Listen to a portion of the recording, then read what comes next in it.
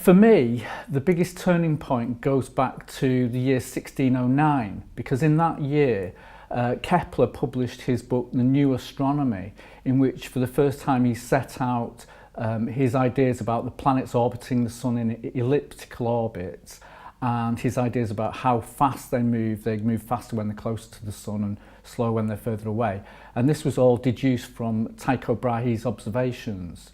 So this completely revolutionised astronomy. And in the same year, Galileo first pointed a telescope at the skies. So he saw things like the satellites of Jupiter, the phases of Venus, and multitudes of new stars in the Milky Way and the mountains on the moon. And this also demolished earlier ideas dating all the way back to Aristotle. So I think that was a critical point in the beginning of science, and that led the way to another critical point was in 1687 when Newton published his Principia, which was a sort of mechanical model of gravity and how objects move, and that showed that it was possible to develop mathematical sciences, and that triggered the whole evolution of modern science. And in other areas of science, big moments were Darwin's publication of The Origin of Species in 1859, and also Watson and Crick publishing the structure of DNA in the 1950s, and then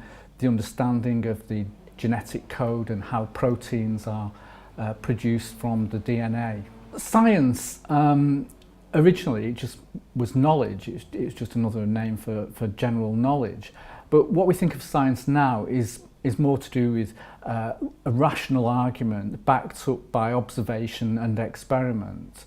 So all the ideas that we currently have in science, they're all provisional. So it's not dogmatic. We can't say this is how it works for definite. So it's a gradual progression, a sort of iterative process of improving on previous ideas.